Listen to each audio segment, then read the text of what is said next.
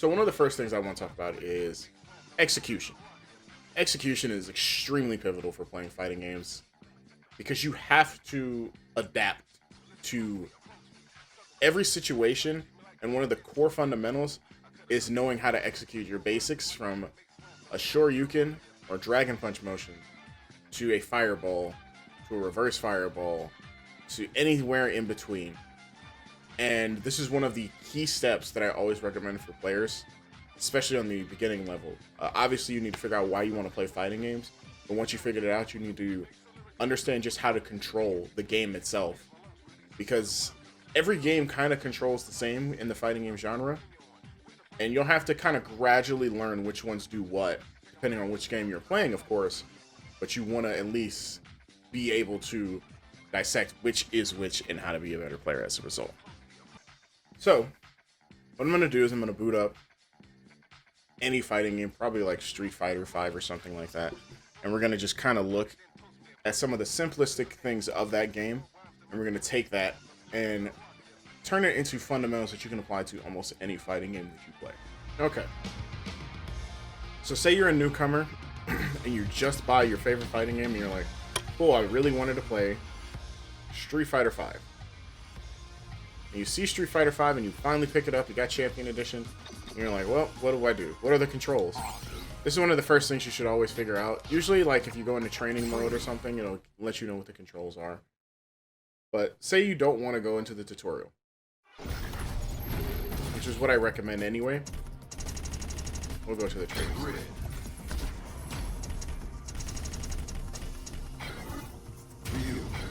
On the battle. I was waiting for you.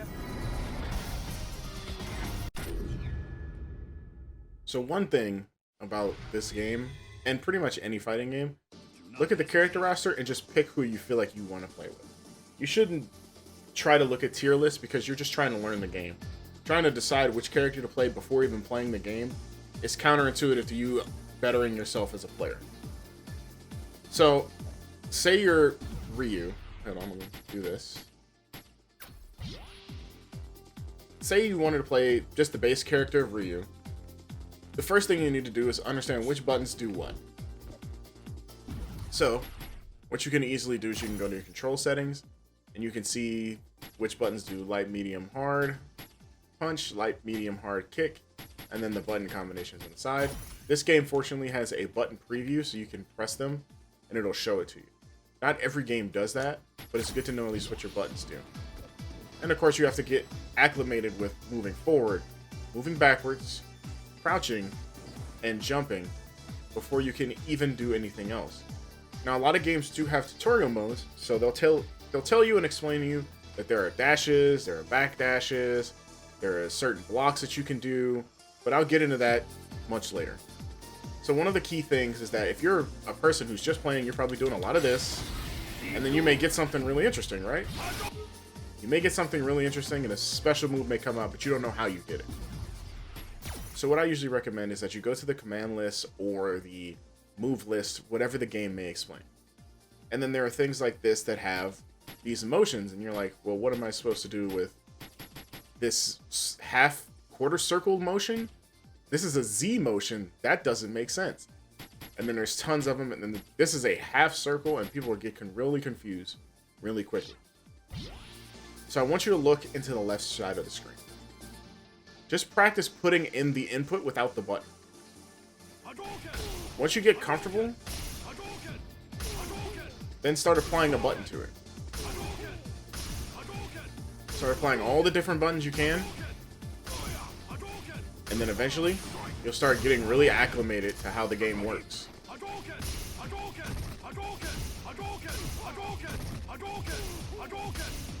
Do the same for the other commands. So you're going to do some quarter circle backs.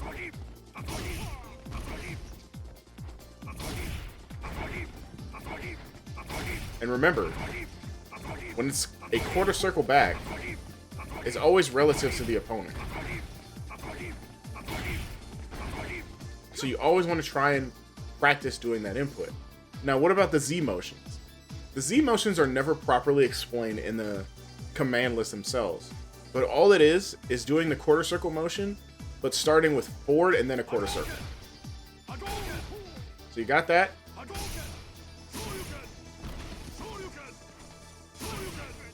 You just end it before you get to the last forward.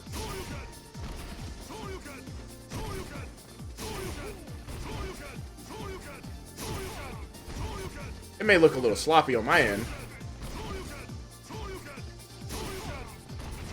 but that's all it is. You do forward, down, down, forward, and a button. Easiest way to navigate moving from that is to just make it a full quarter circle. If you just press forward in a quarter circle, you'll get the same input and it'll be the same thing, regardless of the situation. Half circles are a little bit harder because you just have to roll your thumb from one end of the D-pad to the other. Now say you're playing on fight stick, you're gonna have to teach yourself to move the joystick from one side to the other without inputting an additional upward motion. This is the most challenging part for a lot of people, either on stick or on pad, is that they accidentally move too far and then they try and do that.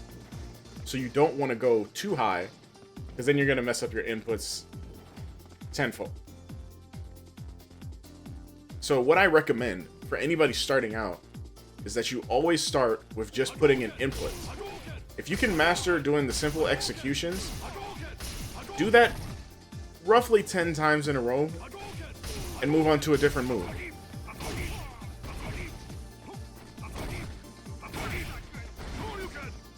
Then you move on to another move.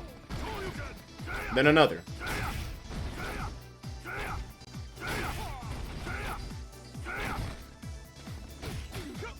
And then eventually you're kind of just comfortable enough that you can just pull out special moves and combos.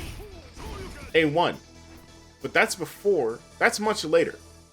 The execution part is the most pivotal point of any fighting game you need to know. And this carries over from Street Fighter to Tekken to Soul Calibur to Mortal Kombat, you name it. Most of the games share similar inputs, and you just have to get comfortable with doing those inputs over and over again. So what I recommend is consistently practicing the inputs. Start with doing the input themselves without the button, and then doing the input with the button.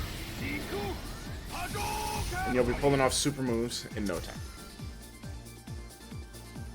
And that's literally all you need to do, because there's a lot more to learn, but from the starting point, always learn how to do the execution first.